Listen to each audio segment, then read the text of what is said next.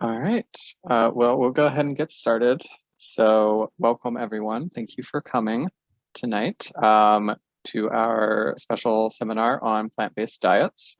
My name is Sean Reynolds. I am the Urban Trees Initiative Coordinator for the Office of Sustainability, but obviously I do a few other non-tree related things such as this. The Office of Sustainability does have a carbon neutrality plan. If you're not familiar, that is our A20 plan. That is our goal to be entirely carbon neutral community-wide by the year 2030. So we have about 9 more years, well, 8.5 at this point to go on that. So we have a lot to do, but we are really excited about the work and we're getting a lot done.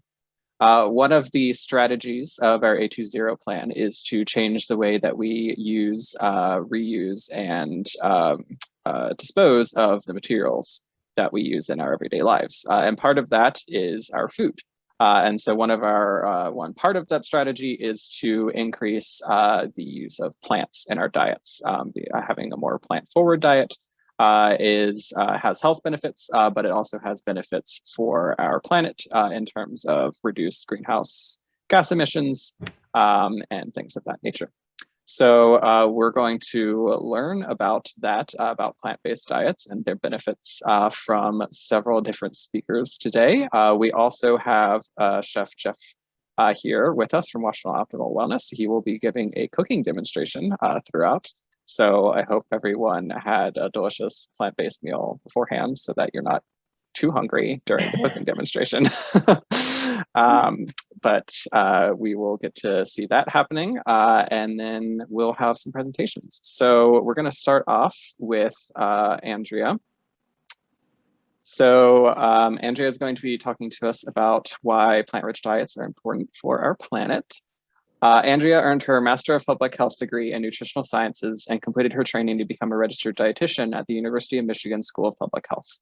Andrea founded an online plant-based nutrition coaching practice and just joined masteringdiabetes.org as a health coach. Andrea is also the co-chair of the Plant-Rich Diet Task Force under the Environmental Sustainability Rotary Action Group. The mission of the task force is to inspire people around the world to shift to plant-rich diets to protect and preserve our planet. Andrea also has a BA in economics from Stanford University. And then later we'll have presentations from Dr. Melissa Sunderman as well as Marc Ramirez. I will introduce them when they start, but for now I will turn it over to Andrea to get us going. Thank you so much, Sean. And I just have to comment and say thank you so much for wearing that amazing shirt that's full of lemons, I think. It's very apropos. Thank you. I thought it was the perfect shirt for tonight. Okay. Well, and thank all of you. Let me share my sound. I would like to thank all of you so much for being here. All of us are so grateful for your time.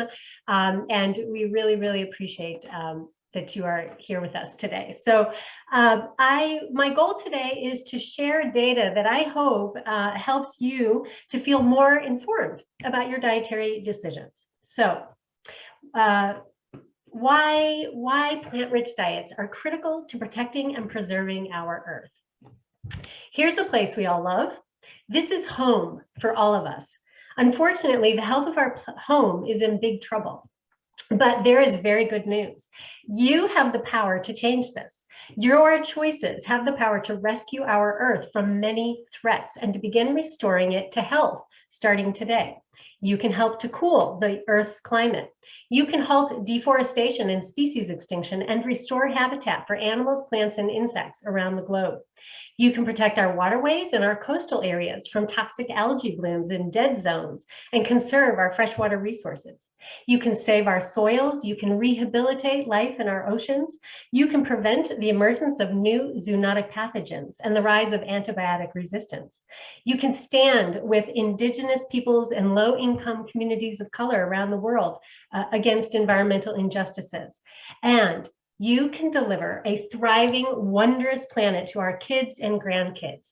And all you have to do is eat more plants and fewer animals. It's literally that simple. Leading scientists tell us that this is the most powerful step any of us as individuals can take today to protect our Earth. You see, industrialized animal agriculture and commercial fishing are leading causes of all of the planetary emergencies you see here. When you choose to eat more plants, including vegetables, fruits, legumes, whole grains, nuts, and seeds, and fewer or no animals, meaning meat, dairy, eggs, and fish, you are taking a gigantic leap toward reversing all of these problems. And the more of us who do this, the greater and faster the results. Now, I'd like to share with you a just released video by Dr. Sailesh Rao, who is one of the original architects of the internet and a leading proponent of a global shift to plant-based diets.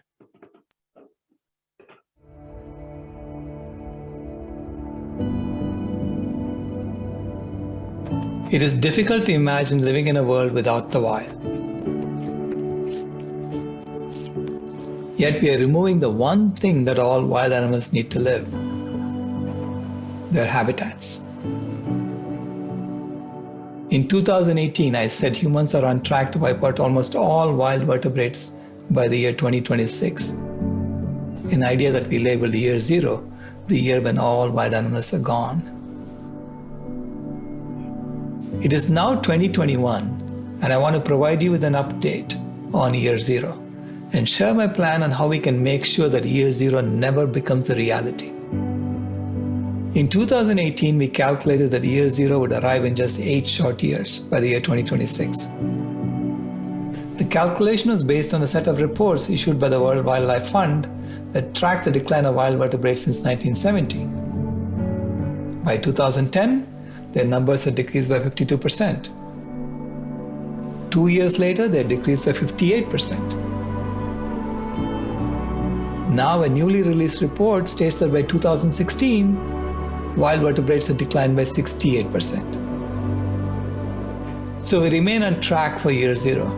At the current rate of decline, 100% of wild animals will be gone by the year 2026.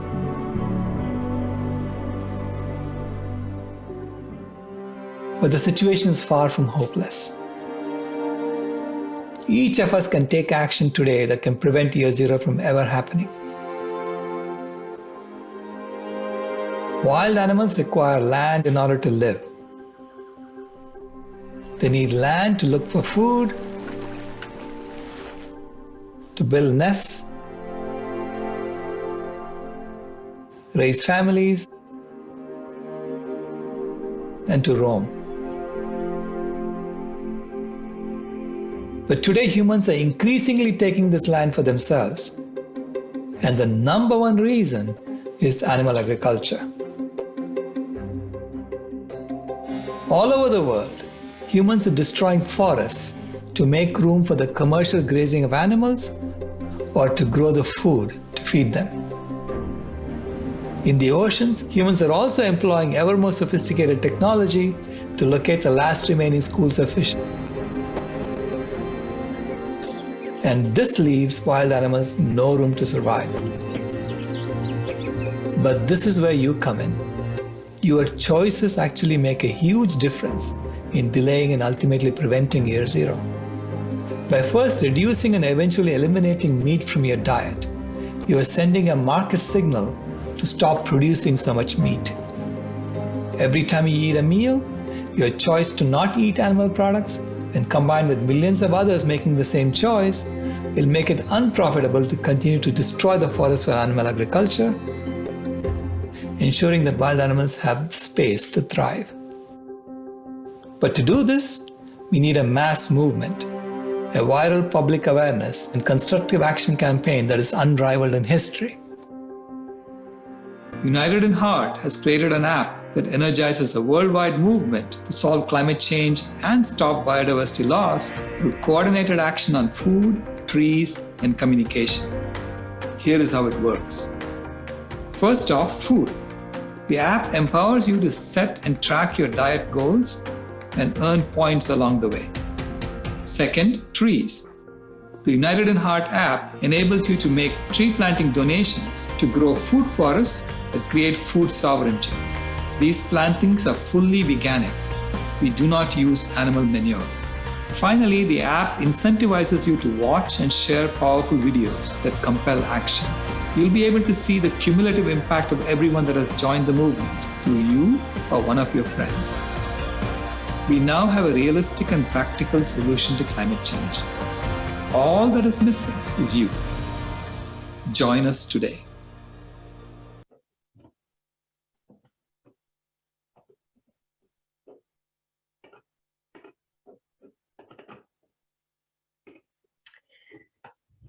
Dr. Rao's message is simple, and yet it is so profound. And that is, eat plants and plant trees to powerfully protect our earth. And Dr. Rao is not alone. Thousands of scientists around the globe are imploring humanity to shift to plant-rich diets immediately to spare our earth significant harm. Okay, let's jump into some of the data around the animal agriculture problem, starting with greenhouse gas emissions. Estimates of animal agriculture's contribution to global greenhouse gas emissions, or GHGE, range from 14.5% all the way up to 87%. And the difference has to do with what's included in the calculation, how the impact of methane is calculated, and how far back in history we look. But no matter which number you believe, it is a huge number. So let's just assume that the 14.5 estimate is correct. Now that number comes from a 2013 report published by the Food and Agriculture Organization, or FAO, of the United Nations. At 14.5%, the livestock industry emits more greenhouse gases than all of the world's cars, trucks, vans, buses, and motorcycles combined. Global road transport emits 12.5% of greenhouse gases. Every single day, we are hearing that we've got to urgently shift to electric vehicles, and that is true. But why aren't we hearing about shifting our diets? Now, what about air travel? We know that we have to take fewer flights. Well, air transport only emits 2.1%. So if you add air transport and road transport together, emissions are about equal to those from the livestock industry. So again, why isn't anybody urging us to change our diets? Now, based on the FAO's data, if just the 1.5 billion cows living on the planet today were their own country, they would actually be the third highest emitting greenhouse gas emission country after China and the US. So now let's turn to why the livestock sector's emissions are particularly devastating to our climate. We'll start with methane. Two industries account for the majority of anthropogenic, or human-caused, methane. That is the fossil fuel industry at 35% and the livestock industry at 32%. In the livestock industry, methane comes from the burps of cows and other ruminants like goats and sheep, and from the massive animal waste lagoons on industrialized dairies and pig farms. Now, methane only lasts about 12 years in the atmosphere compared to carbon dioxide, which can last hundreds to thousands of years. Over its short lifespan, methane traps 86 times more heat in our atmosphere than does carbon dioxide. This means that methane is largely responsible for the fast pace of planetary warming. Now, this is a bad thing because our planet is heating up fast, but it's also a huge opportunity. If we drastically reduce methane now, it will have a cooling effect on the planet in a relatively short period of time, since it only lasts 12 years. Now, the Intergovernmental Panel on Climate Change, or the IPCC, who is the world's leading authority on climate change, just issued a dire warning to humanity that unless we drastically reduce greenhouse gas emissions, and immediately, we face a climate catastrophe, and it could happen as soon as the year 2030. Now, that report made it clear that drastically reducing methane emissions now is probably the only way for us to stave off catastrophic planetary warming.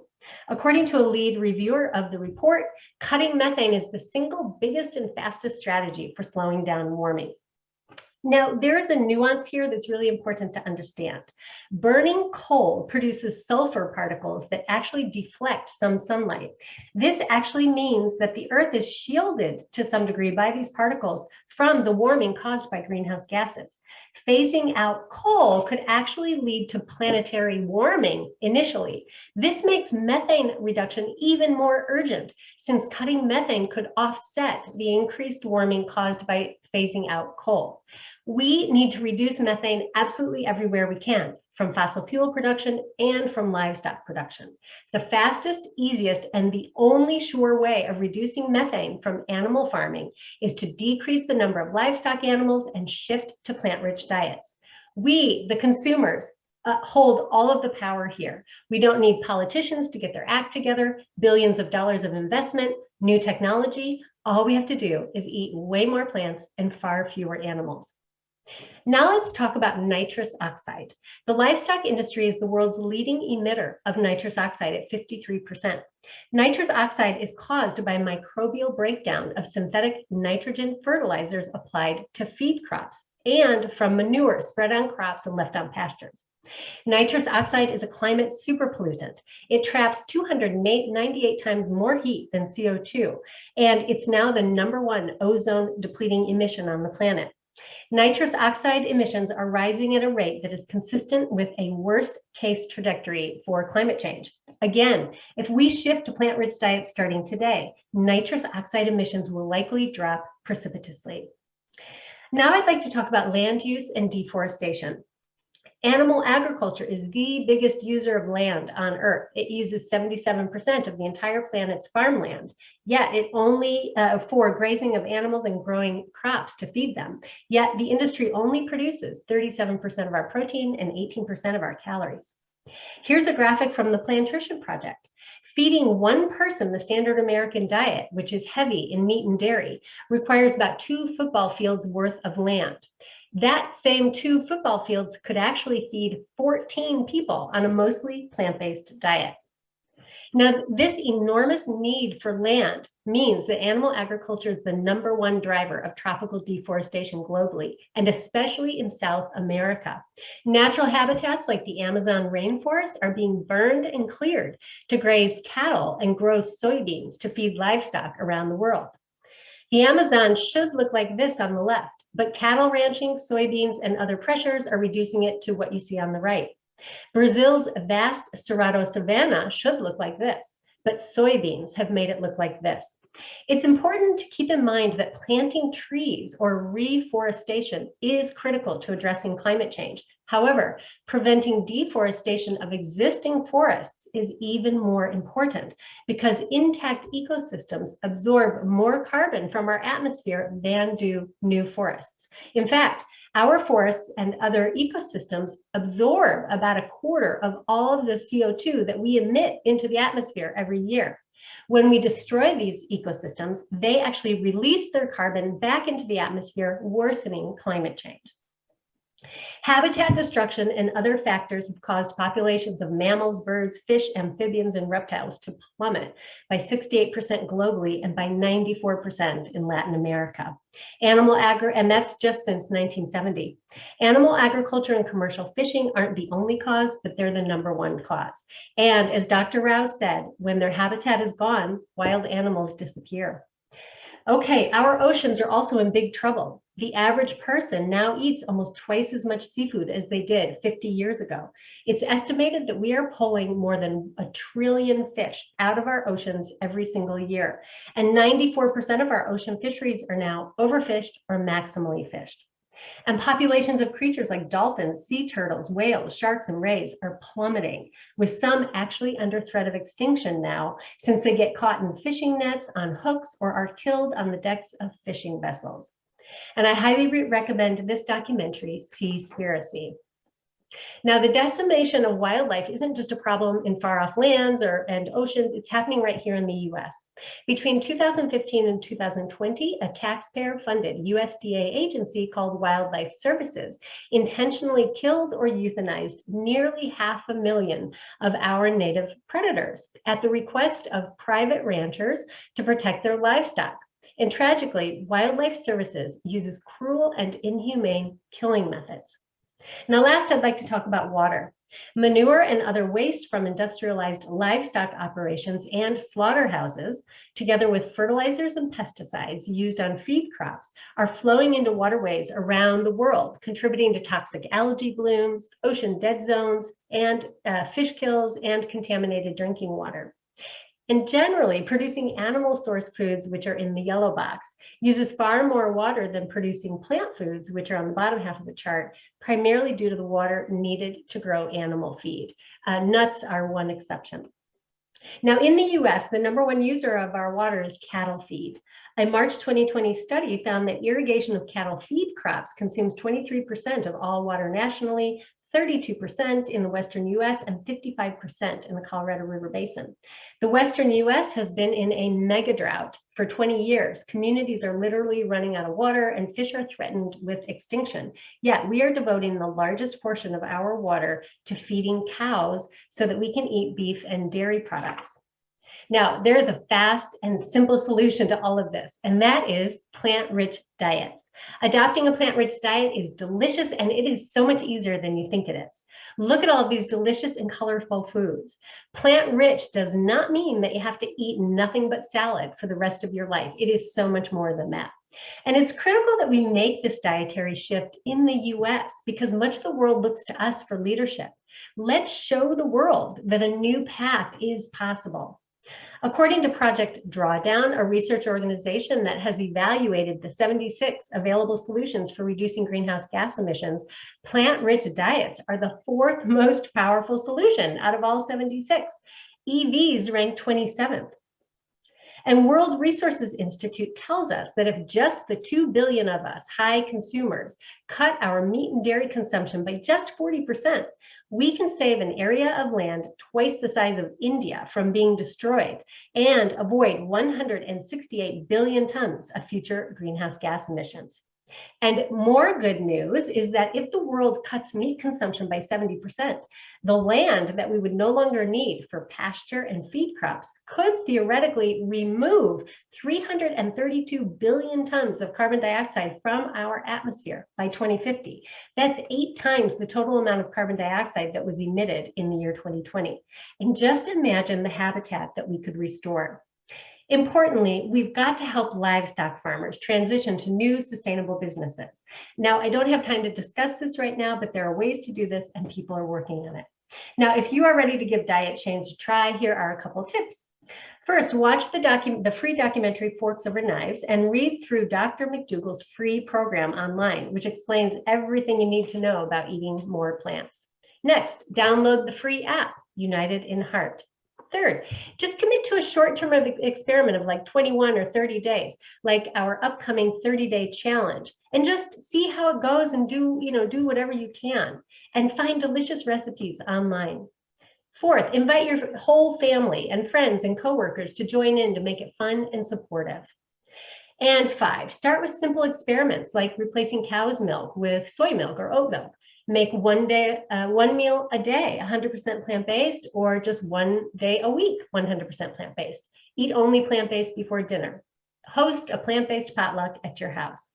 Just remember, if you are on medication for chronic disease, be sure to work with your doctor because plant-rich diets are so effective at improving health that your doctor might need to reduce your medication. And if you go vegan, be sure to take a vitamin B12 supplement. 2 more things.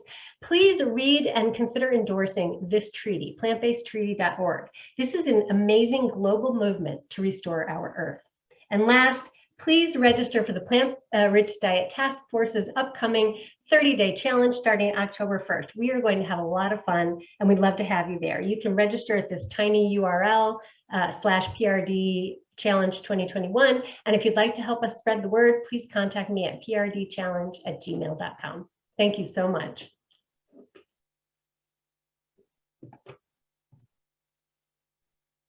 Great, thank you, Andrea.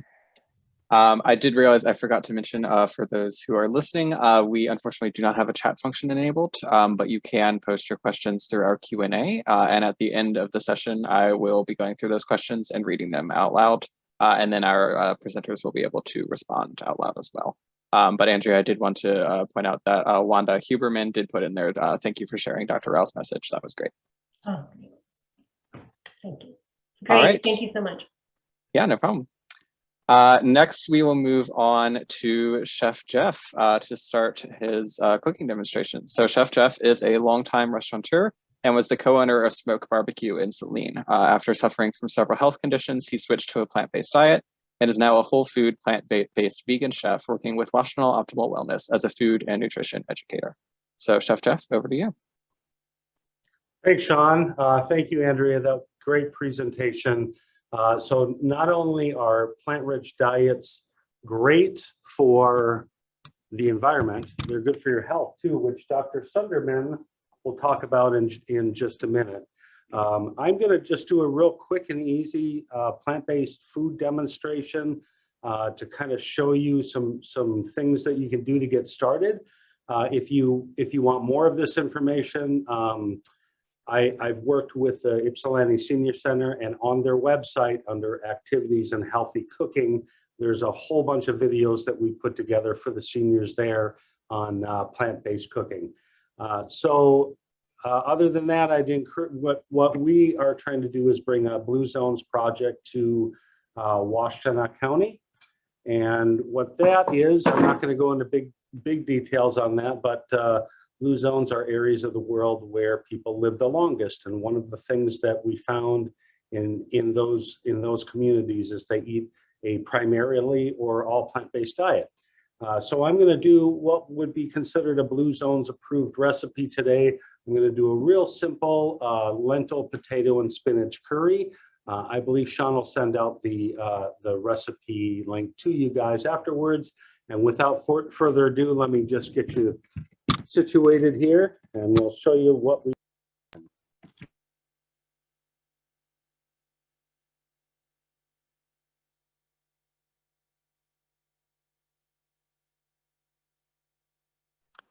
You've accidentally muted yourself, it looks like, Jeff. Better? Thank you. So one of the first things that I'd encourage with plant-based cooking is a good hard anodized pan.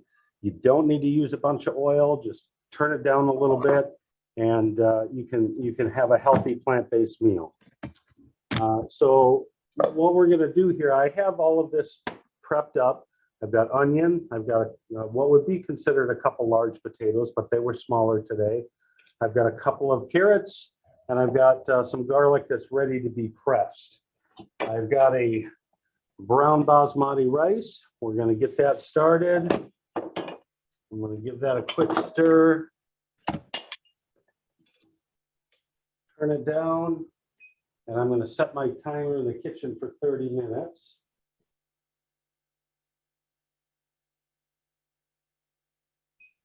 And that's all there is to that. Now, in this pot, I have about 6 cups of vegetable broth, and we're gonna just take our items. This I had brought it to a boil. I'm gonna add my onions. I'm gonna add my carrots. Actually, I'm gonna wait just a minute on this and let that come up a little more and get my lentils in there.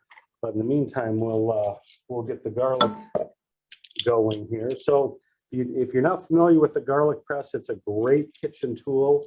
I use it all the time. The key on a garlic press is to just clean it out right away because the garlic sticks in there.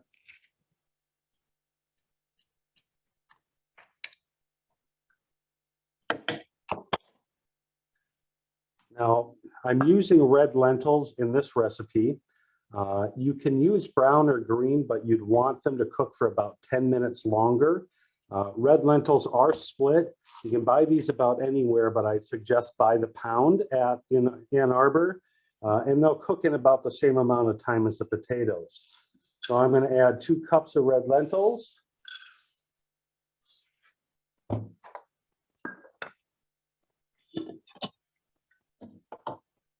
And centenarians in the Blue Zones eat greens and beans every single day. Lentils are basically the same thing.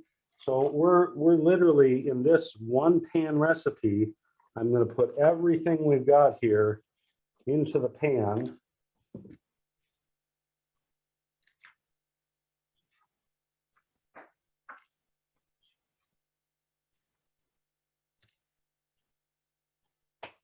And then I have a little more than 3 tablespoons of curry powder.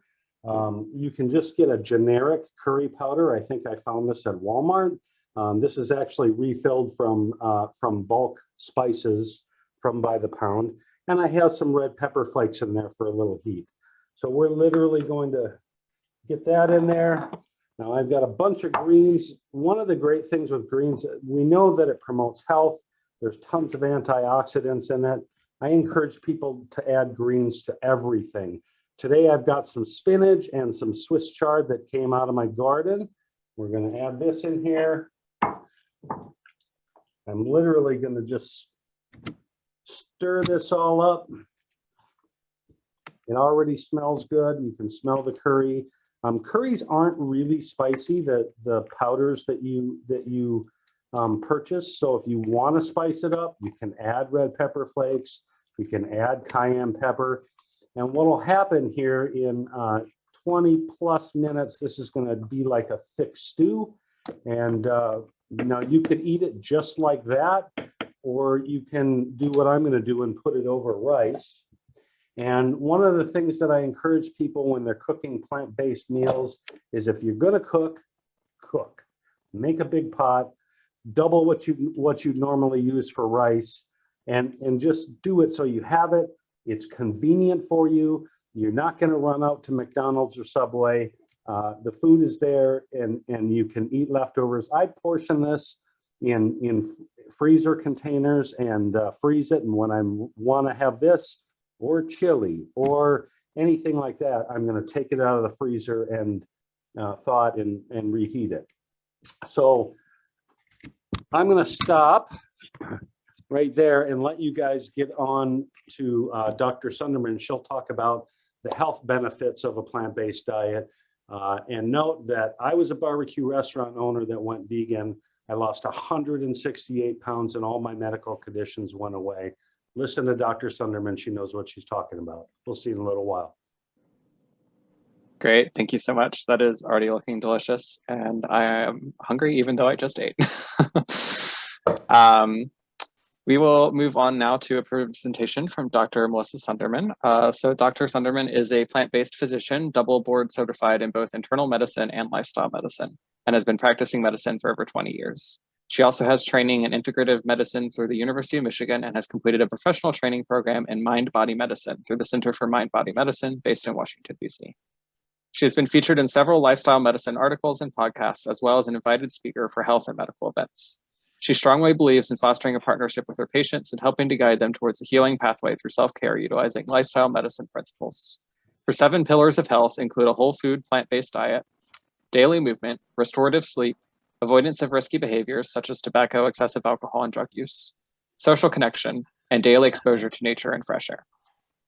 Dr. Sunderman currently practices medicine with IHA in Ann Arbor, Michigan, where she is helping to launch the IHA Lifestyle Medicine Institute. She does her best to practice what she preaches and enjoys running, biking, hiking, skiing, and spending time outdoors and creating adventures with her husband, 2 college-age children, and 2 dogs. She's a 9-time Boston Marathon finisher, 3-time full Ironman triathlon finisher, and currently is training to run her 10th Boston Marathon this October at the age of 51.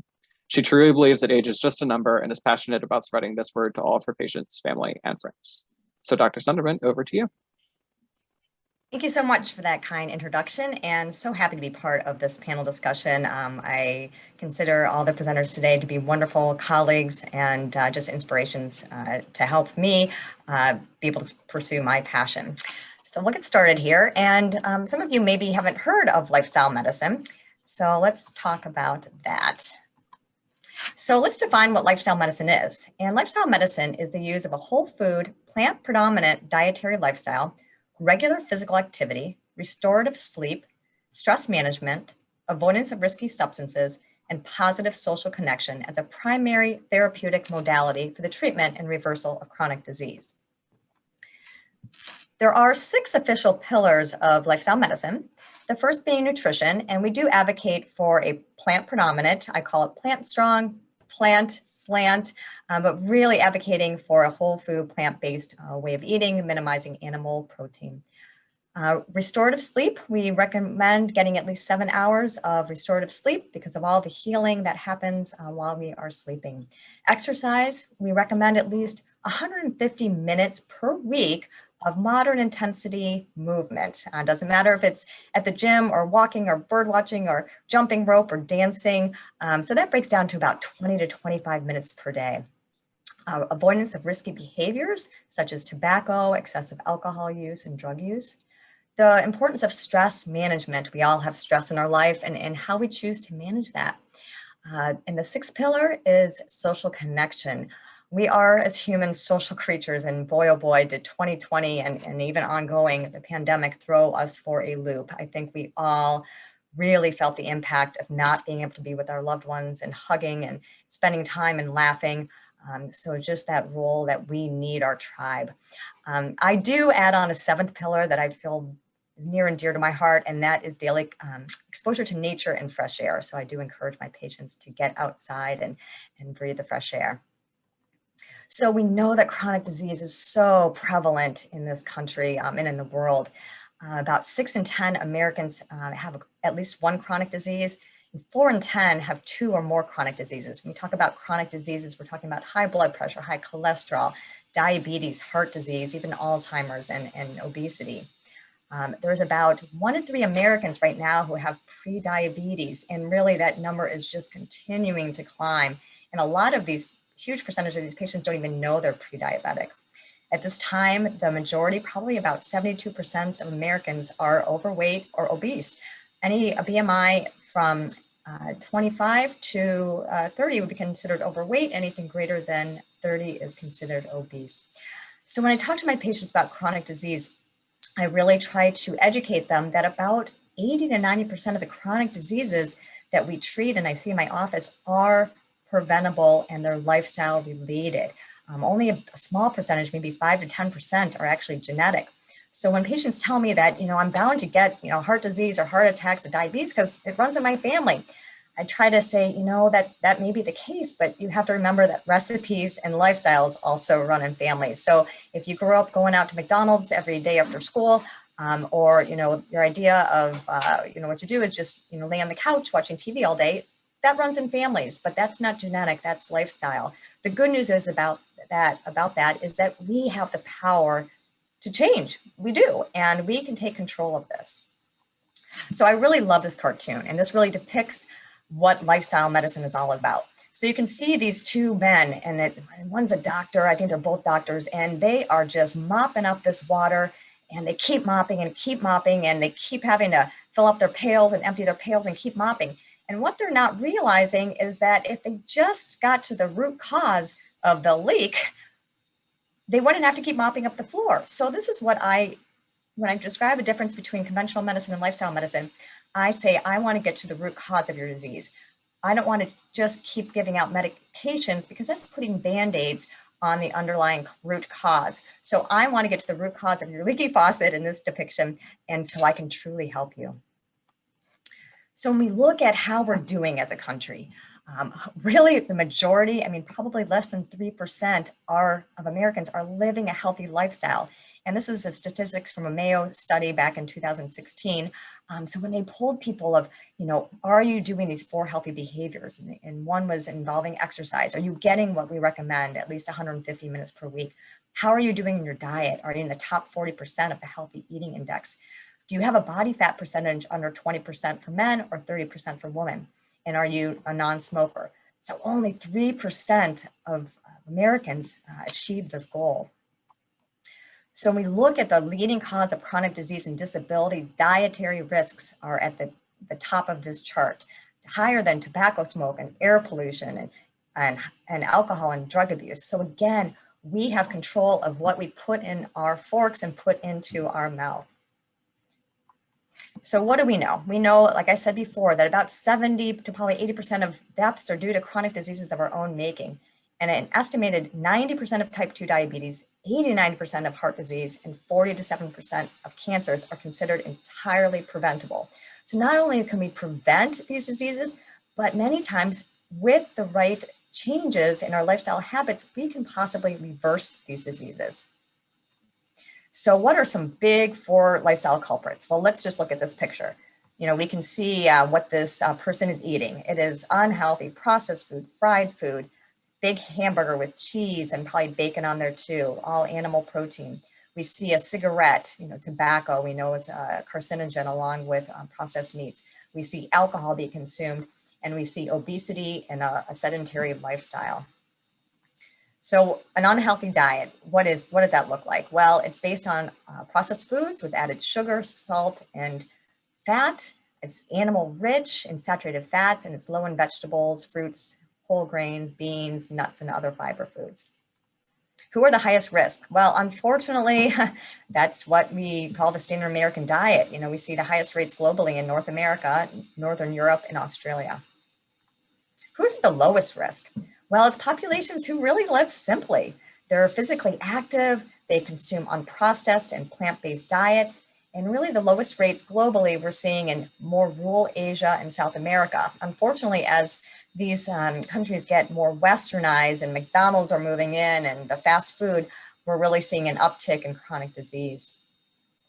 So Jeff had mentioned the blue zones, and for those of you who are not familiar with the blue zones, Dan Buettner, National Geographic researcher, who did a study to look where in the world are people living the longest and had the highest percentage of centurions, those people who were living to 100 years of age. He identified 5 blue zones, and these are the 5 original blue zones: Okinawa, Japan; Sardinia, Italy; Icaria, Greece; Nicoya Peninsula, Costa Rica; and Loma Linda, California. So that gives us hope that you don't have to live in, across the globe to be healthy. You can do that right here in the States. And interestingly enough, Loma Linda has a very high percentage of the population that are Seventh-day Adventists. And Seventh-day Adventists really treat their body as a temple, and a good percentage of them are vegetarian and vegan. What are common to these blue zones? What commonalities did Dan Buettner find? Well, family and tribe was very important. Very limited tobacco use. They didn't smoke. They were socially engaged. They were moving. It wasn't going to the gym and lifting weights, but it was gardening. It was moving. It was talking, walking with your friends. And really, we found that they are a plant-based diet, high in beans and legumes. So the evidence is building. A whole food plant-based diet is really optimal for our health. And so if you look at this food pyramid, it's very different than our traditional food pyramid that we have grown up with. So really the bottom pyramid, we really want to be based in all kinds of fruits and vegetables. And then we want our whole grains such as quinoa and brown rice and barley. And we want our leafy greens, collards and kale and spinach. We want our legumes. What Jeff is cooking up, some lentils and beans and seeds. And then at the very tip of the pyramid, we do want those healthy fats such as avocados, nuts, and seeds. If my patients are really trying to lose weight, I say to use these sparingly, okay, because they are calorically dense. What does that look like when we get a plate? Well, everyone's concerned about their protein, right? And it's always so funny if you go to a restaurant and they have a menu option and protein, and it's only animal products. And so I try to educate my patients that we have plenty of protein found in our plants. And there you see where the beans and the tofu and tempeh and our nuts and seeds are great sources, and lentils. Lots of fruits and vegetables and our whole grains. So that's what a healthy plate should look like. So a little subtlety between plant-based and vegan. We're seeing so many more products available that are plant-based. Even our Impossible Burgers, and McDonald's has, Burger King is offering things. But the big difference between plant-based, vegan, and whole food plant-based is whole food plant-based. We really try to avoid those highly processed foods and minimize our oils, along with cutting out meat and poultry, seafood, eggs, and dairy products. So as a lifestyle medicine physician, I really do advocate for the whole food plant-based diet, staying away from those highly processed foods. So the health benefits of a plant-based diet, my gosh, there's so many. There's really no bad effects. So we see a lower BMIs and body fat. There's a lower overall mortality, lower ischemic heart disease. We get people off of medication, or we don't have to start medication. It's a great way to sustain healthy weights. We see reduced incidence of the chronic diseases, blood pressure, cholesterol, diabetes. We see a reduction in cancers, especially colorectal cancer, and our inflammatory markers come down, and inflammation and pain will be reduced. We've seen reversal in coronary artery disease, and we've seen reversal of type 2 diabetes. I've seen this with my own patients, and Marc Ramirez has a great story about this too. Again, these are just going to be more of the health, the benefits of health, whole food, plant-based eating. So the gut microbiome is just a fascinating concept. It's not even a concept, the gut microbiome itself. More and more research is coming out, and the gut microbiome was really only discovered about 12 years ago. So I tell my patients, it's like a teenager right now. We're just learning about it. And it's probably similar to when back in the day, someone put a stethoscope to the heart and they said, wow, I think that heart maybe is an important thing to the body. Well, that's what we're discovering about the gut microbiome. And in our gut microbiome, we have about 37 trillion organisms made up of bacteria and fungi and parasites. In fact, we have more organisms in our gut microbiome than we do cells on our body. And what affects the gut microbiome the most is the food that we put into our mouth. Whether we can foster and just nurture our gut microbiome, or whether we create an unhealthy gut microbiome. And this can lead to our health and our disease. It's more about just digestion. The gut microbiome has such an impact on metabolism and diabetes and weight. And so we are just learning more and more every day about the gut microbiome. So I try to educate my patients about label reading. And the gut microbiome are organisms in the gut microbiome. The only way they get nurtured is fiber in the diet. So we have to educate patients about where do you get your fiber. And so sometimes I'll play a trick and I'll say, you know, what has more fiber? A chicken, fish, eggs, or milk? And someone will say, well, maybe an egg. And I say, oh, actually, you know, that's a good guess, but animal products have absolutely 0 grams of fiber. So I share this slide with them so we can look through here. And if you look at the chicken, the fish, and the steak, when you scroll down to fiber, dietary fiber, absolutely 0 grams of fiber. So if you go over to beans, we look down there, we say, oh, wow, 9 grams of fiber per serving. And in the contrary, in reading labels, I say, if you ever have a question whether what you're getting has any animal protein in it or animal product, go to the cholesterol. If there's even a smidgen, a tad bit of cholesterol, that means there's an animal product in there. So you see that chicken and steak and the fish all contain dietary cholesterol, but we scroll down to the beans and 0 milligrams of cholesterol in the beans. So the gut microbiome, when we eat fiber, this is the prebiotic that goes into our gut microbiome. People are always fixated with probiotics, and I say, well, like you actually, the only benefit to probiotics, what we're seeing now in the evidence and literature is that we're making industry a lot of money by purchasing those. But what we really need are prebiotics. Prebiotics are the fiber in our diet. We ingest those, and then in the bacteria in the gut microbiome create these short chain fatty acids, propionate, butyrate, and acetate. And then those short-chain fatty acids are like these healing mechanisms that go all over our body in terms of reducing inflammation, affecting our metabolism and reducing the incidence of heart disease and diabetes. So this is about butyrate and the healthy effects. I'm not going to go through this busy slide, but it's important to note that 70% of our immune system and 90% of our serotonin receptors reside in the gut microbiome. So when we talk about inflammation, inflammation is not just when you cut yourself and your skin gets red.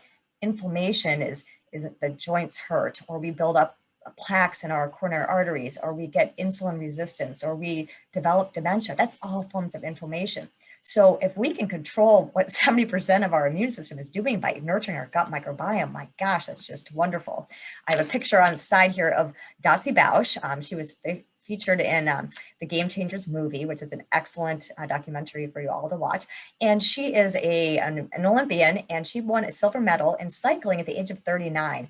She went plant-based during her training, and she describes that she became this beast.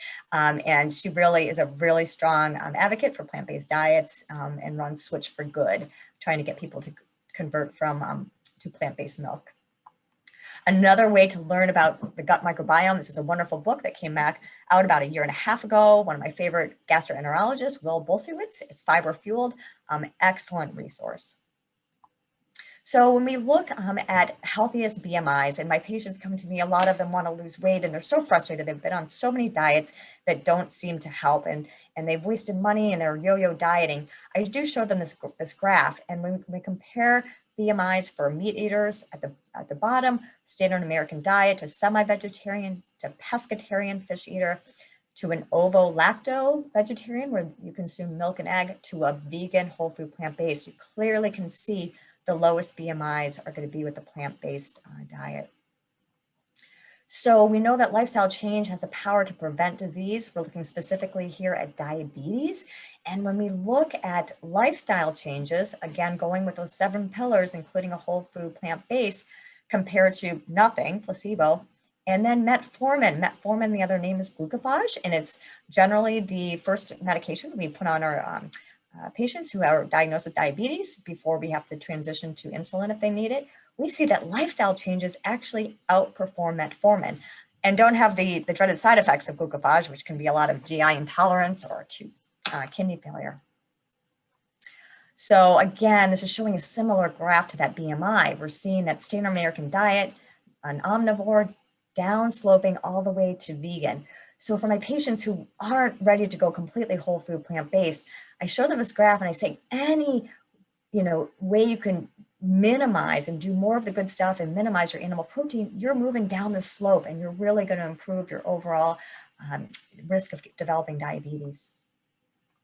So it's a very famous study done by Dr. Caldwell Esselstyn, who is one of the godfathers of lifestyle medicine. And here you see if you have ever had a heart catheterization, you can see on the left that there is a blockage and a narrowing. That is coronary artery disease, and this is what causes heart attacks and death.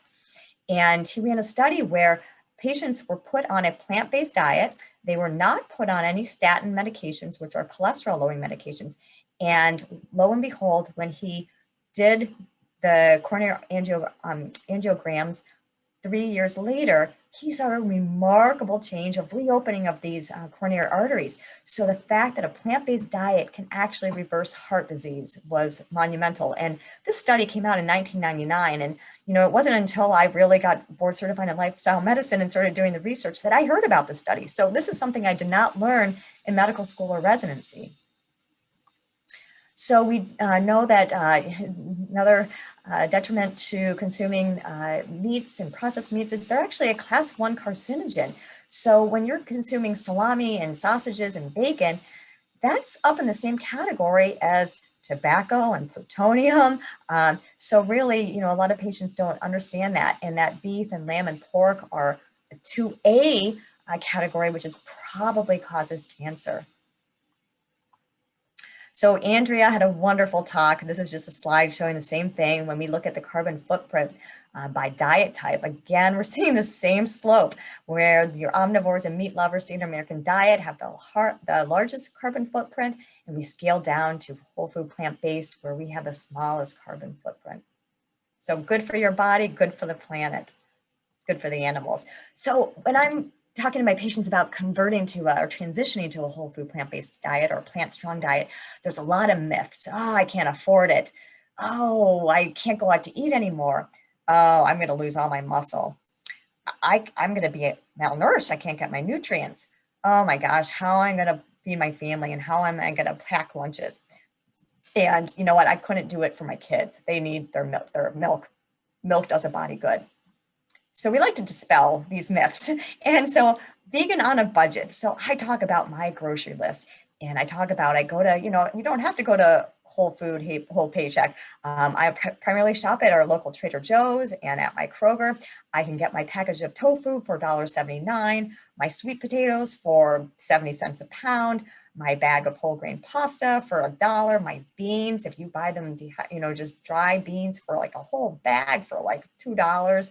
All of our produce farmers markets right now, and almond milk, my container of almond milk is less than $2. Peanut butter, $4 to $5. So really, you're going to be spending less money on a whole food plant-based diet. Even frozen fruits and vegetables, sometimes, in the winter we can't get fresh. Those are just as good as long as there's not butter or cheese with the frozen vegetables. We just want the plain frozen vegetables.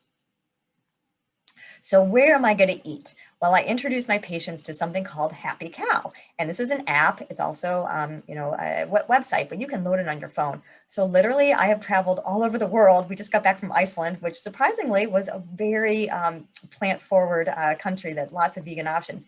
So you just plug in wherever you're in, Ann Arbor or whatever city or whatever state or whatever country, and you will see listings for restaurants that are vegan options. So the biggest myth, a question I get every day in practice is, where am I going to get my protein? Because we are so obsessed with protein and we're so skewed in thinking that the only source of proteins is with animal proteins.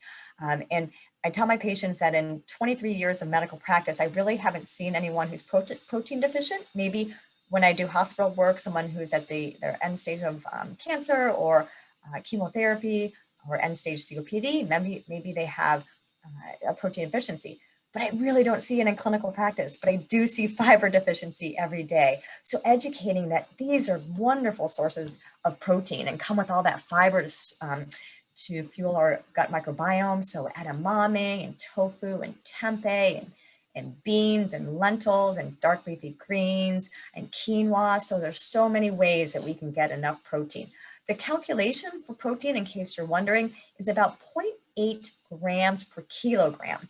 So and if you're an athletic person, when I'm training for marathons, I'll push that up to 1 to 1.2 grams per kilogram, but it's far less than what industry wants us to think. So this is a famous guy from the Game Changers, Patrick Boboyan, who's one of the strongest men in the world, and he has a great quote. It says, "Someone asked me, how could you get as strong as an ox without eating any meat?" And my answer is, have you ever seen an ox eating meat? So remember, all these powerful animals, what do they eat? They eat the grass and the greens. And so, we're just skipping the middleman by not eating the meat and going to their source of protein. So again, where am I getting my nutrients? Calcium. You don't have to drink milk, despite what the dairy industry wants us to believe. Look at all these wonderful sources of calcium. I will say on this list, spinach is a lower absorbable type of calcium. That's calcium oxalate. So really focusing on more of the collards and the kale and the bok choy, broccoli, but look at all these wonderful sources. Vegan sources of iron, again, look at where we can get our iron along with our protein. So in order to absorb iron better, you can combine these foods along with vitamin C rich, and that improves absorption. So tacking on, if you're eating your chickpea or kidney beans, maybe have some slices of oranges or broccoli along with that, and that will increase your absorption. And you also want to avoid caffeine and alcohol when you're consuming these foods, again, for absorption.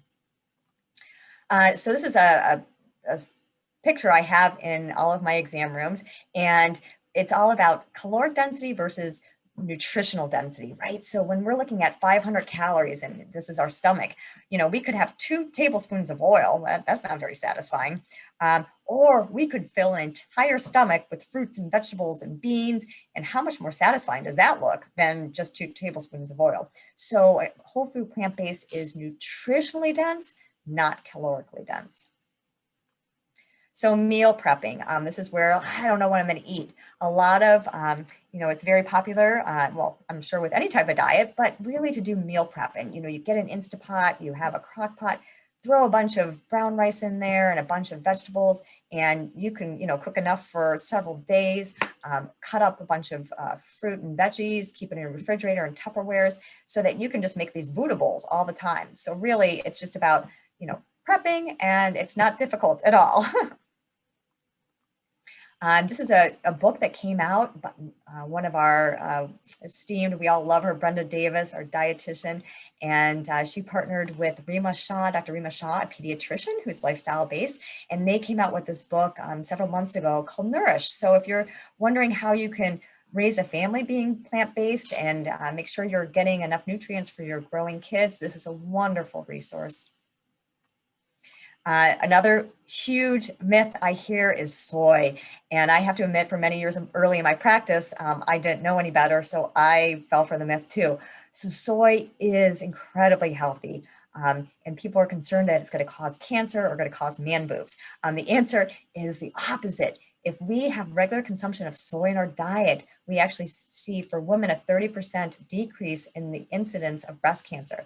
And for those women who have had breast cancer themselves, we see a 30% decrease in reoccurrence of breast cancer. For men, daily regular intake of soy will lead to about a 30% reduction in prostate cancer. So the phytoestrogens in soy are different than our endogenous estrogens, and really we are preventing disease by soy, and including that, soy and tempeh and tofu are one of my largest sources of protein in my diet. So it can help lower cholesterol, it adds the protein, it helps stimulate the estrogen in our bones to keep our bones strong. And we think it even can be effective in improving glucose control and diabetes. So does it really work? Well, both Jeff and Mark will give you their testimonials, but this is a patient of mine, known her for a long time. And on the right is my friend before, and to the left is present day. So there's lots of objective data that I'll look at, with patients where I see cholesterols coming down, see reactive proteins, blood sugars, hemoglobin A1Cs. So those are objective and they're really powerful, and we can get patients off of medications.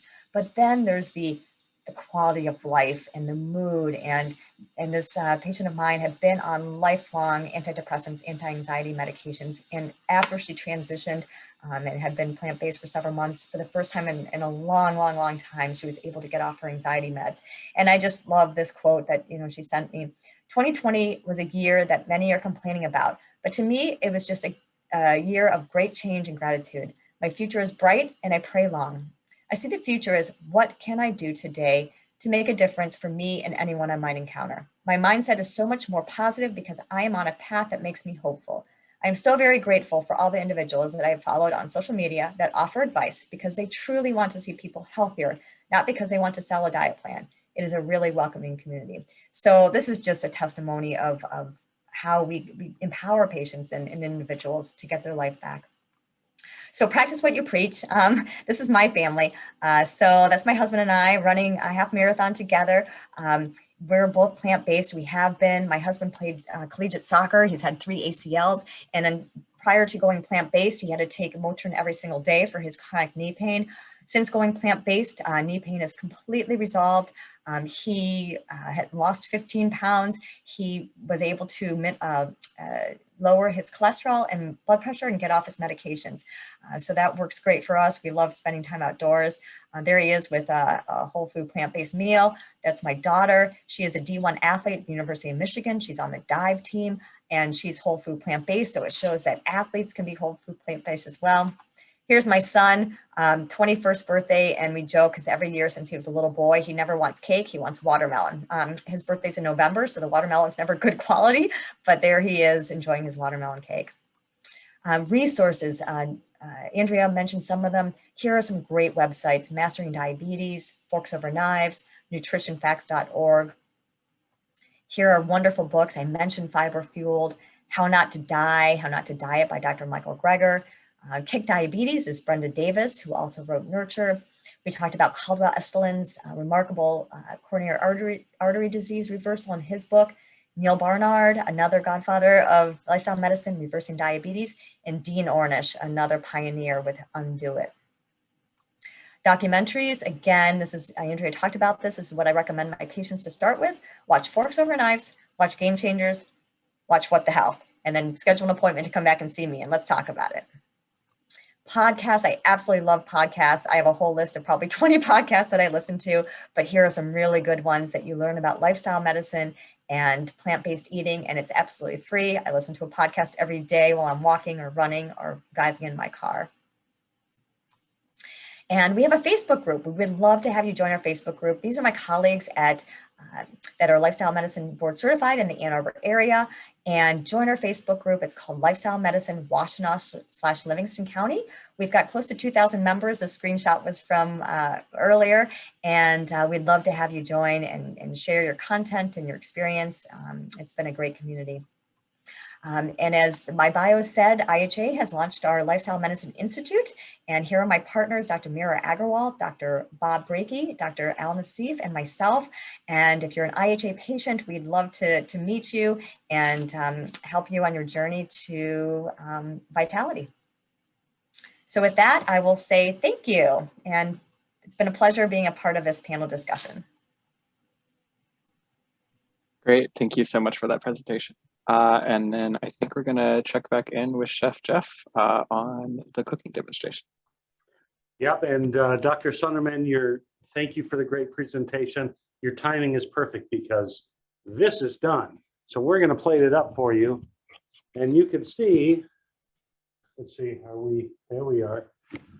You can see how very easy this was to make. I've got my brown basmati rice.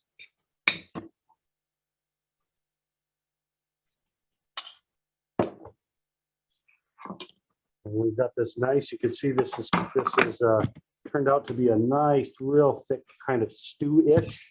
You could eat it without the rice if you wanted to, but I'm a starch fan, so there you have it. Really simple, really easy, really nutritious. And again, there's more of these type of videos and cooking demonstration at the Ypsilanti Senior Center website. Thank you. Great, thank you. That looks absolutely delicious. I hope you enjoy eating it tonight. All right, we will now move on to our last presentation. This is from Marc Ramirez. Marc is a former University of Michigan football player with a Bachelor of Science in Kinesiology. He's also a TEDx presenter who lost 60 pounds and reversed type 2 diabetes, high cholesterol, high blood pressure, psoriasis, obesity, and frequent heartburn through the power of food. On December 3rd, 2011, he and his wife, Kim, began a whole foods, plant-based lifestyle. In just 2 months, Marc no longer needed his 5 medications, including insulin shots. He is president of the nonprofit Chickpea Bean, Inc., whose mission is to educate people about the power and benefits of a plant-based lifestyle with a focus on medical students and underserved communities. So without further ado, I will pass it over to you, Marc. Yeah, hey, thank you so much. Really, really appreciate it. Let me get my presentation going. Hopefully you all can see this. And again, just really, really excited to be here with you. Love the presentation from Dr. Sunderman, from Andrea and Jeff. Hold on, keep that food warm, sir. I'm coming over right after this presentation's over. So thank you so much. I am Marc Ramirez, like was mentioned. I've been living this way for a decade. Well, December 3rd of 2021, this year, it will be 10 years that I've been living this lifestyle. And my wife and I have helped thousands of people understand how to do this. I was very sick with multiple chronic diseases and was able to reverse them all to where today at 53 years old, I don't take any medications whatsoever. I've lost a total of a little over 60 pounds since I started this lifestyle, most of it in the first 3 months. But here I am at 53 years old, the oldest I've ever been in the best shape of my life. So I'm coming to you as Chickpea Bean. I am Mexican, so I'm Bean. My wife is a chick and she is Chickpea. And we knew when we started our nonprofit that it had to be our company had to be based on, food, because that's what healed us. So I'm hoping to inspire you. If you haven't been inspired already by the wonderful presentations from Dr. Sunderman and Andrea, obviously we have a lot of work to do. And not only can we help the planet, help the animals, but we can also help ourselves. So this is a disclaimer, just saying I'm not a doctor. I'm not a nutritionist. However, I am a health coach, and I've been teaching people for almost a decade how to implement this lifestyle and do pretty much exactly what I've done. And my wife and I have helped thousands of people. So my hope is that we will inspire you today, if you're not there, to try and get to a plant-based lifestyle. And if you are, maybe we can make some changes to try and improve the path you're on anyway, because we can all always improve, even myself, right? I'm not perfect. So I'm coming to you with a message of hope. And this is my message of hope is, you look at, this is a picture of Kim and I's wedding in July of 1992. This is my side of the family. You see the arrow is above my oldest brother, David. David died at the young age of 41. He had a 9-month bout with pancreatic cancer. David was diabetic approximately a decade, high blood pressure, high cholesterol, left his wife and 2 children behind. Next is my little brother, Martin. Now, Martin has been battling diabetes since he was 13 or 14 years old. He's 48 years old this year, so he's been battling it for over 30 years. Martin's had his right leg amputated. He's had 2 kidney transplants, 1 pancreas transplant. He's been legally blind since 2004, takes 20 medications every single day. They removed half of his thyroid because they found 3 nodules they believe to be cancerous. He's had 2 heart attacks, and he has no teeth. No teeth from all the, the medications, the side effects, etc. He's lost all of his teeth. And through all that, he is still a trooper and still tries to do the best he can. And his body continues to fight. So he actually is in the hospital as we speak because on his one good foot, the toe, and he's got a little infection there that they're working. They're trying not to have to begin amputating his big toe. So that's what he's in the hospital for right now today. My mom died at the young age of 61. She battled diabetes for over 30 years. She was on dialysis for over a decade. She had a heart attack.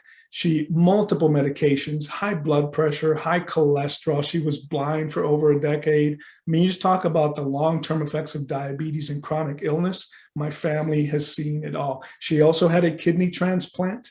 And so again, amputations, transplants, blindness are rampant in my family. Next is my little sister, Sandra. Now, Sandra's been battling diabetes for about 18, going on 19 years. She takes insulin shots. She has high blood pressure, high cholesterol. Next is my sister, Jill. Now, Jill is the only one in this photo besides my wife who has not battled with diabetes. But because of that, remember I mentioned my mother had a kidney transplant? One of those kidneys came from Jill. So no diabetes, but still impacted. My sister Carol, she's the oldest in the family, was battling with diabetes. Once she saw what Kim and I did in adopting a whole food plant-based lifestyle, she also adopted a similar type diet or pattern. I call it a lifestyle, not a diet, because this is the way we live. But in a matter of months, she was able to eliminate her metformin, and today is no longer considered, I think it's been close to 5 years now, no longer considered diabetic, takes no diabetes medications. And last but not least is my twin brother, Joe. There are 2 of us. Joe's been diabetic about 21 years or so. He has high blood pressure, high cholesterol, multiple medications. So like we were talking before, I think Dr. Sunderman mentioned, genetics. And that's what I grew up believing. Hey, Hispanics have a high rate of diabetes. It's in your genes. There's nothing you can do about this. And that's exactly what I believe, because that's what I was being told. My doctors, everywhere I turned, everything I read said, hey, it's in your genes. You're Hispanic. You're going to have to just deal with this. And I saw my whole family struggling and suffering. So why would I not believe that, right? And so the bottom line is, it wasn't until we found and adopted a whole food plant-based lifestyle that our lives immediately did a 180. So let's get into a little bit about what chronic illness looks like. So I mentioned my little brother. This is what he wakes up to and stares at every morning, starts taking pills, right? Some of these multiple times a day, but 20 medications every single day. Now, some of those are anti-rejection medications for his kidneys and his pancreas, but the bottom line is, this is what he faces every single day. I will warn you that the next few photos are of his amputation. I just try to throw that out there in case anyone's stomach is a little squeamish, or maybe you're in the middle of eating. But remember, I mentioned he had an amputation. So he caught an infection in the top of his right foot. Obviously, the circulation and the lower extremities, the body has a difficult time healing, especially if you're struggling with diabetes, right? Poor blood flow down there. So they amputated his 4 toes. This is what that looked like. And within a week, they had to go and take his leg just below the knee because he was not healing the circulation. Things were not going well. So they took his leg just below the knee within a week. And there's a photo of that. Now, I don't know if I mentioned it for Martin, but both my mother and Martin were on dialysis approximately a decade. Before my brother got his second kidney transplant, he would go hook up to this machine, get the blood transfusion, 4 hours per session, 3 times a week. And, just about that time that, gets through the session, comes home, he's feeling like crap, right? And just about that time that he's starting to feel good the next day, bam, it's time to go back for another dialysis treatment. He did that for a decade. And thank God he did get his second kidney transplant. and no longer has to do this, but for 10 years, he was going and hooking up to this machine. And while I love the fact that we have the technology, it kept him alive, it's a horrible process. And if we can eat better and hopefully never have to get to this point, what kind of power would you be giving not only yourself, but your family, all your loved ones around you? Now, as was mentioned, I did have the fortunate opportunity to play football for the greatest university on this planet, the University of Michigan. I was a right guard, earned a football scholarship in 1986 out of Chicago to come and play football at U of M. So here I am, I was a right guard, 305 pounds, I'm 6'2", so a big guy. And this was me. I thought this was healthy. And I am sure that the way I was eating in college, when I would go to training table and eat 2 and 3 steaks at one sitting, I have no doubt that those foods are what led to me ultimately being diabetic with high blood pressure and high cholesterol. Now, when I look at a photo of me 7 years after graduating from the University of Michigan, here I am. I'm about 280 pounds in this photo. You can see my belly. My belly's getting bigger. My face is getting bigger, right? And my 2 children, at this time, Kim and I have had both of our children, my daughter and my son. You can see my son down in the bottom right-hand corner there.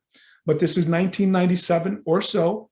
Fast forward to 2011. Here we are on my daughter's high school senior trip. We're on a cruise in Mexico. I'm approximately 260 pounds in this photo. You can see I'm busting at the seams in these pants. My face, again, is still kind of chubby. And it's at this point that I have been diabetic for a decade, for 10 years. I started with metformin, then added Januvia, then ultimately ended up on insulin shots. And along that path of, developing more severe diabetes, I also developed high blood pressure and high cholesterol. So I was taking 5 different medications in that decade of being sick. And this was when, these are the photos, my medications that I was taking, test strips and the insulin and keep it cold and I'm headed down that same path that I see my brother and my mother and the rest of my family members going. And I knew I needed to make a change because I had 2 children. I did not want to end up passing away and not getting to see or barely getting to know my grandchildren, right? My mother passed, my daughter was 9 and my son was 6. She barely got to know my children. So I did not want that to be me as well. And I knew I needed to make a change. What did I do? Well, like Dr. Sunderman mentioned, I watched the documentary Forks Over Knives. This was in 2011. We watched that documentary. And from there, I was introduced to Dr. Neil Barnard. And this man and this book saved my life. It's what started me down this journey. We read this book, and on December 3rd, my wife and I adopted a low-fat, whole food, plant-based lifestyle. And in a matter of months, really 2 months, I was off all those medications. And in 3 months, I shed 50 pounds. So this was the aha moment for me when I first started this lifestyle. This is my blood work. And if you look at the top left-hand corner, that's September of 2011, compared to the right-hand photo of my blood work, which is December of 2011. Now, I share this because this shows the difference of 26 days of adopting a low-fat, whole food, plant-based lifestyle and the changes, the dramatic changes I saw in my blood work. Let me zoom in a little bit here. If you look at the top there, you see my total cholesterol, 164, my triglycerides, 182, my HDL, 39, LDL, 87, and then you see just right there towards the bottom of that top photo, you see my hemoglobin A1C, it's 10.5, almost double that of the non-diabetic, right? And keep in mind, I'm on Lantus, I'm on metformin, I'm on Januvia, I'm on 3 medications for diabetes, and I still have a horrible A1C. Now, my cholesterol is not too bad, but I'm taking simvastatin, a cholesterol-lowering medication. But here's where the magic comes in. Look, when we look at that bottom photo, that's from December 29th, 2011. That's 26 days after my wife and I adopted a low-fat, whole food, plant-based lifestyle. We adopted this on December 3rd of 2011. I'll remember it for the rest of my life because that's what changed my life and my family's life for the better once we did that. Look at the amazing things that happened in just a little 26 days, right? My cholesterol plummets 60 points from 164 to 104. Triglycerides drop 81 points to 111. My HDL remains about the same, 38. And my LDL, the lousy cholesterol that we all hear about, that cuts in half to 44. And most impressive to me, if you look all the way at the bottom of that bottom photo there, you see my hemoglobin A1C now drops to 8.1, almost 2.5 points. Now, in my decade of being sick, taking all these medications and medications only progressively getting worse, I had never seen any medication or any exercise or anything I had tried, any diet, do what I saw happen here with a low-fat, whole food, plant-based lifestyle. So this was the aha moment for me to just keep going, stay on this path. And when we did, like I mentioned to you, I lost 50 pounds in 3 months. I went from 260 to 210, and I was off all my medications in just about 2 months. So here, remember those pants on the cruise? These are those same pants. 3 months later, 50 pounds lighter. And I still keep those pants. I have them in my, stored away just to show, because today I'm even a little lighter than that. I'm a 197, 198. That's where I'm at as of this morning. And today I weigh what I weighed in 5th grade. I was about 10 years old, 11 years old, the last time I weighed what I weighed today at 53. So that's the power of food and the power of a plant-based lifestyle. Now, I'm 53 years old. I share this photo because at Michigan, I didn't look like this. I was a bigger guy, but I was not as, I don't want to say I'm defined. I'm not a bodybuilder, never will be, don't want to be. But when I look at myself today at 53, I'm like, I work out. I get a good workout in. I walk, do brisk walks. And this is the result, eating low-fat, whole food, plant-based, 53. I don't think I look too bad, number one. Number two, I'm getting plenty of protein eating a low-fat, whole food, plant-based lifestyle. Now, my blood work as of March of this year, here you can see total cholesterol 136, HDL 40, triglycerides 92, LDL 77, fasting glucose 95. My A1Cs are always in the 5s. I am not considered diabetic. I don't have high blood pressure. I have taken 0 medications. In January 30th of 2022, and just a little over, half a year or so, less than half a year, it will be a decade that I have been medication free. So I'm here to tell you and explain to you that this works. I've been doing this for 10 years, that same amount of time pretty much that I was sick. I have now been healthy. And now we've helped, my wife and I've helped thousands of people do the same thing. And I know you can do it, because if this meathead jock can do it, I promise you, you can too. And in my opinion, if the FDA were really doing their job, we would take the clown, the chihuahua, the colonel, the king, right? And we throw them all in jail and never let them out, because these restaurants, these fast food, junk food, highly processed foods are absolutely killing people, not only in this country, but really around the world. Now, this is the part of the presentation where I ask people to, let's take a step back. Let's think about what we've been taught, what we've learned, in our lives. And I ask people, hey, look at this photo. Do you see anything crazy or ridiculous in this photo? And people say, Mark, no, that's just mama cat feeding her kittens. That's normal. Looks normal to me. I agree. I agree with you. How about this photo? Anything crazy? Does anything stick out or look abnormal to anybody? People say, no, it's just baby calf taking nourishment from mama cow. That's normal. From mama cow, right? I agree. Makes sense. How about here? Does anything look a little off? Anything look a little crazy to people, right? We are the only mammals that take secretions from another mammal and think that's our food.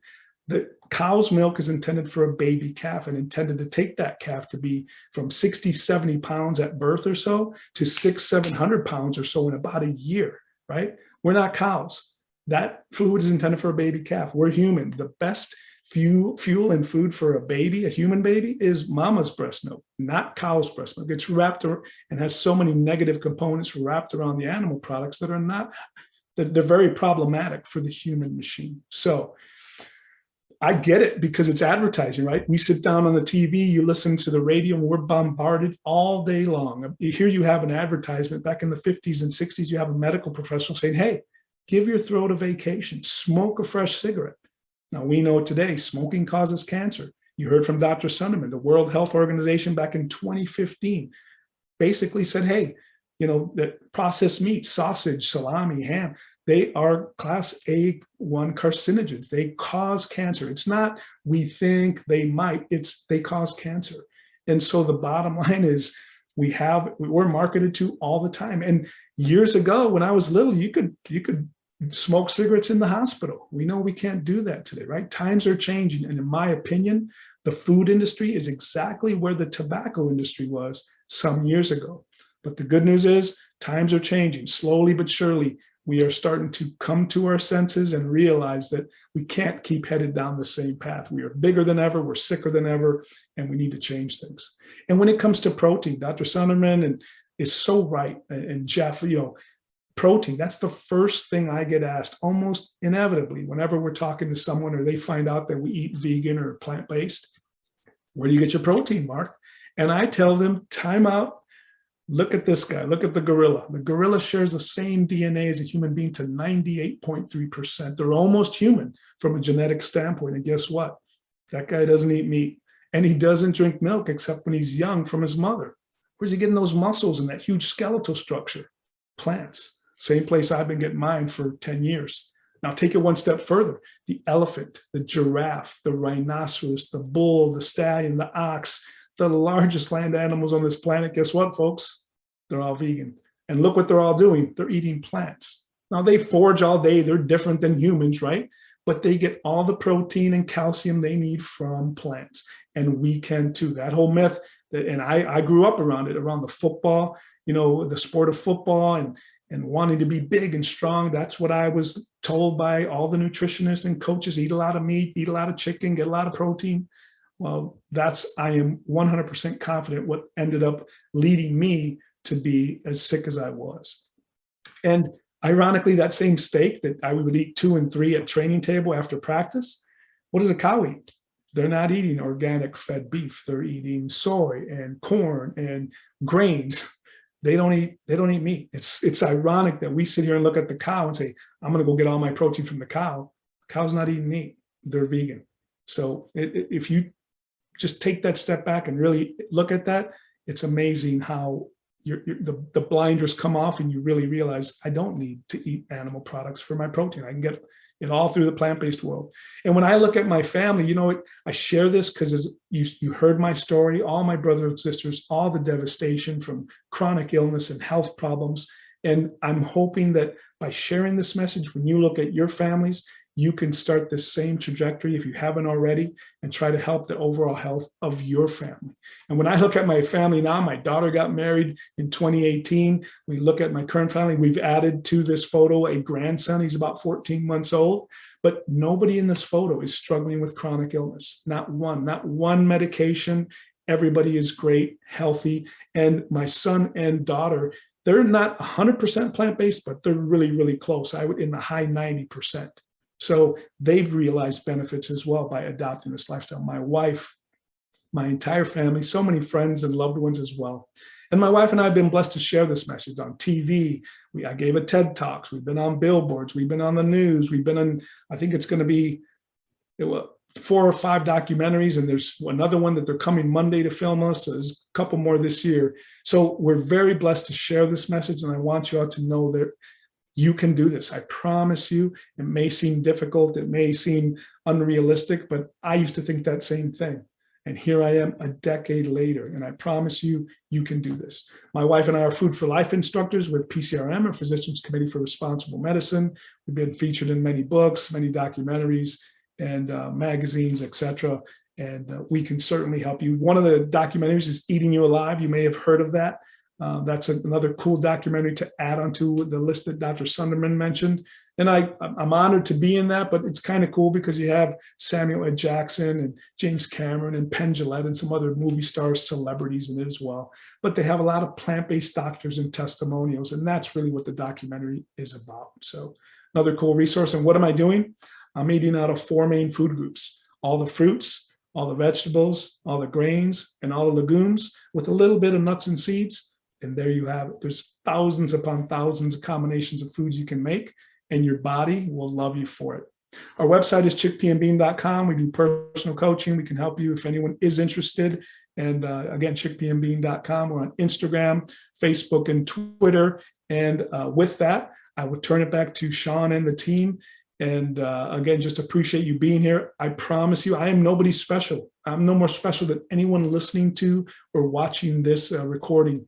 I'm just someone who was sick and tired of being sick and tired. And I wanted to change my life for the better. And I promise you, if you adopt a low-fat, whole food, plant-based lifestyle, you'll be amazed at what your body will do. So with that, I'll turn it back to you, Sean and team. And thank you so much for your time tonight, folks. Great, thank you for that presentation. I do want to recognize that we are at time, so if anyone does need to head out, please feel free to do so. But I think we will stay on for another 5 to 10 minutes to answer some questions. So we've got the whole team back on camera here. We did have a question about including the links mentioned by the presenters in a follow-up email. I will get all of those links from the presenters as well as that recipe from the cooking presentation, and I will send that out into a follow-up email to everyone who registered. There is also a question about the data being compelling and demonstrating that we need to shift to a more plant-based diet. Love to see the City of Ann Arbor take leadership on this, adopt a resolution to make all city-sponsored funded events plant-based, catered city events in particular. Would like to see the city promote more events like this one to demonstrate to residents the steps they can take to transition to fewer animal products in their diets. I am happy to say that we are working. There is a resolution in the works to put in a purchasing policy when it comes to food for the city, so that city-operated entities that purchase and sell food, such as the golf courses or other parts of our parks department, for example, are the main part, will be purchasing. There will be a policy for primarily plant-based foods. So I'm happy to say that that is in the works. All right, we do also have a comment that you can purchase bulk curry powder ingredients for good prices at Patel Brothers on Washtenaw Avenue and Bombay Grocers, Packard and Platt Road. We have a question, I believe this one would be for Andrea, what the name of the app that you had mentioned was. Yes, it's called United in Heart. And yeah, it's just incredible app. And we really want, I mean, Dr. Rao, who actually is listening in tonight, we are so honored that he is here. Thank you so much, Dr. Rao. He is working with them on proliferating this app around the world. So please share it with everyone you know, United in Heart. It's free. Great, thank you. Looks like we do have a comment from Dr. Rao as well. I'm grateful that the vegan revolution has become such an inspiring community effort. Thank you so much for hosting this event. So thank you for that comment. We have a question about how do we go about helping people transition to plant-rich diets without inducing shame about bad diets or lifestyles, bad in quotation marks. Introduce them to the food. One of the things that I love to do is a plant-based potluck and bring some of my other plant-based friends and other people that aren't necessarily plant-based, and just show them the amazing plant-based dishes that can be made. So I think that's one step, and another is just education. And I think too, I like to talk to my patients about what they're already doing. And a lot of times I'll find that they're already doing fruits and vegetables, and they're already, they like beans and they have oatmeal for breakfast. So I think it's praising like, wow, you're already ahead of the game. You already like to do this stuff. So keep doing that and try to do more of that. So I think that it's praising what patients are already doing, what individuals are already doing, acknowledging that change can be different. And, culturally, when you get together with your family and really the barbecue is what you do every Saturday, honoring that could be a difficult change. So I think it's, yes, never shaming and empowering and educating. Yeah, it's not about being perfect. It's not about perfect. A lot of people think that as I mentioned in I'm not perfect either, right? I do have once in a while that vegan chocolate cake that I know has too much oil and too much sugar. I just know that, I can control it, and I don't eat that very often at all because I know it's not the best for my health. It's always vegan. I have not had any animal products in almost a decade, but it's not about perfection. It's about progress. And so the more that they move that needle, we encourage them, we help them. And like Dr. Sunderman and Jeff said, when you peel back that onion, you look at, let's say, Thanksgiving. They're eating a lot of vegan Thanksgiving foods. Yes, the turkey's there. We just need to replace that turkey with potatoes or some other kind of big dish that we make to replace the turkey. But they're eating tons well, most people are, a lot of people are, they have these side dishes. So they're eating a lot of these foods already. I think it's just helping them wrap their arms around this idea that you don't need that big turkey in the middle of your plate, right? We can replace that with potatoes, with beans, with all other kinds of delicious, nutritious foods. Great, thank you for those answers. We also have a question, can plant-based diets help with serious mental health conditions like bipolar disorder and schizophrenia? That's a really good question. I think with bipolar and schizophrenia, it's you have to have psychiatry on board, and there's oftentimes a role for medication in that. I will say that when people do transition to more of a healthier diet, whole food, plant-based, and nurturing their gut microbiome, I think that moods can be optimized. I think that people get more energy, they're sleeping better, they're able to connect with others. So we're strengthening those other pillars, and by cause and effect, could we help patients' overall moods? But I never would advocate as a lifestyle medicine physician that you could stop your medications and just do a whole food plant-based diet. I never would advocate for that, but I have seen improvements in patients' overall mood as they've nurtured their gut microbiome more. Great, thank you. All right, we have a question here. At 52, I do not have any chronic health issues yet. I'd like to move my eating to more plant-based, and my challenge is I am a 20-year higher protein, lower carb eater, i.e. no pasta, grains, etc., and only sprouted grain bread. I eat no fast food. I do eat veggies every day, but I also eat an animal protein each meal as well. What is the first step in changing my brain to not see whole food carbs as bad and weight gainers? I'm an avid reader, so maybe a beginner's book. I think we saw a few books were recommended, but maybe another book recommended or another first step in changing that perception. I'd like to jump in real quick first, and then maybe let Dr. Sunderman answer. I understand this thinking because I did the high protein, low carbohydrate thing, and I thought that the carbohydrates caused weight gain. When you cut carbohydrates, you're cutting a whole food group, you're cutting calories. And there is a lot of science on this. The fact is that you can do a low fat diet, you can do a keto diet, you can do a high protein diet, and in the long run, it's really about the calories consumed, and they don't do any better in the long haul. Plant-based diets do better in the long haul. Carbohydrates are not your enemy. I can tell you that I lost 168 pounds eating a high carb diet.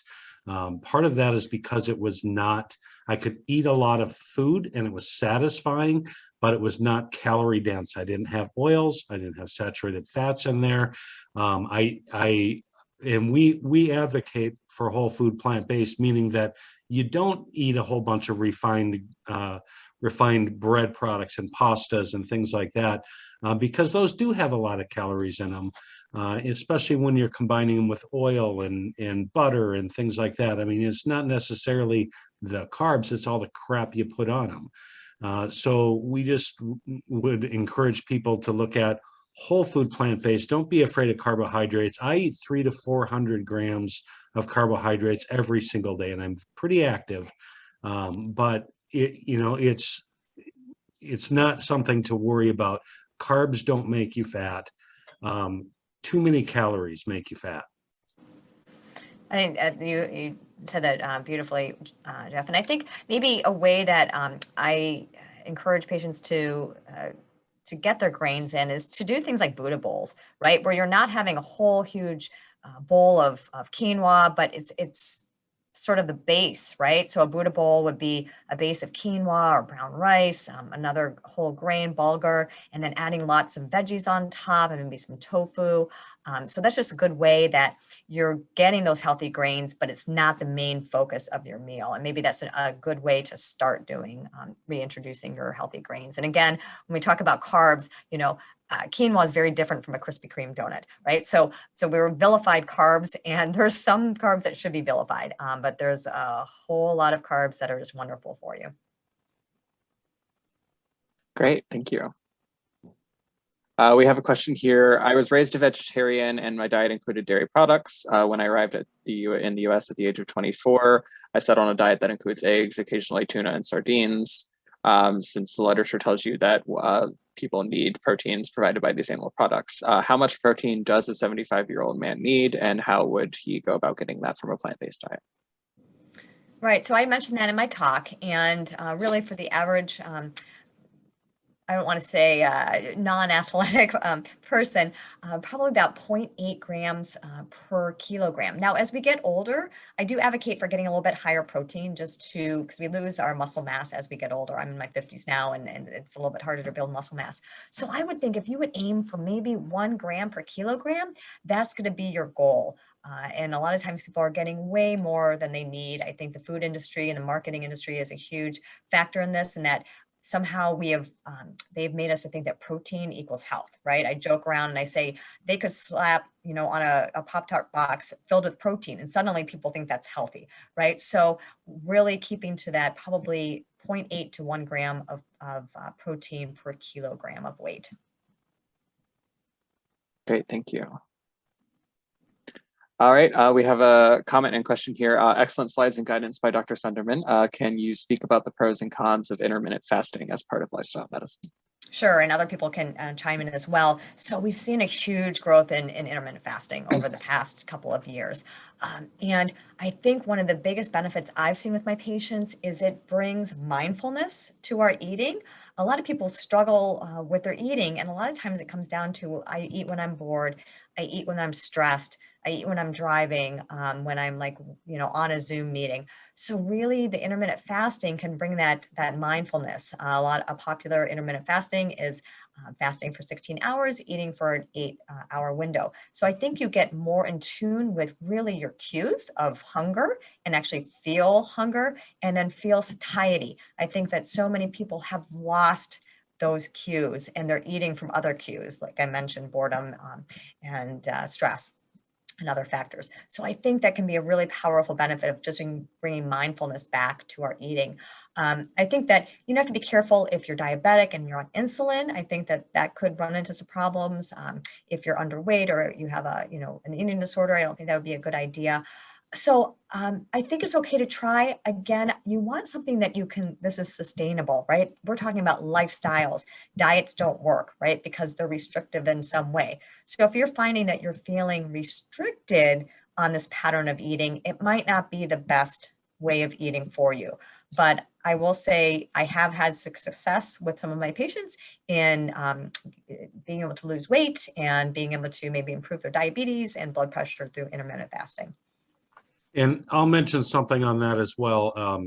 There is a little bit of confusion about what intermittent fasting is.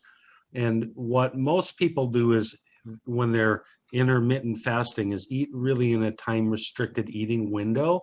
And we actually find that centenarians in the blue zones do this as well. And they usually eat within an 8 to 10 hour window. So you have a little bit longer fasted period from the time that you finish your evening meal until the time you wake up in the morning.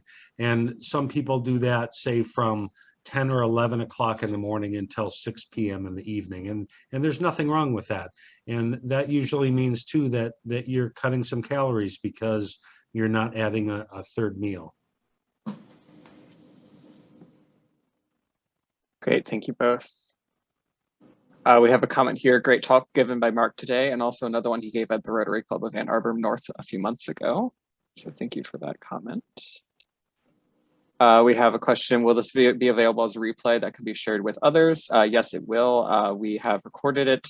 I will be able to send out that recording along with all of the links and the recipe for the cooking demonstration. So keep an eye on your inboxes either tonight or tomorrow for all of that. And we'll probably also be putting it up on the YouTube channel for the sustainability department, so you can keep an eye there as well. Sean, could Yes. I just add, I just would love to add one point, and maybe Mark would want to jump in because I know he's also an expert, to help the questioner who asked about weight loss, getting comfortable that she or he is not going to gain weight.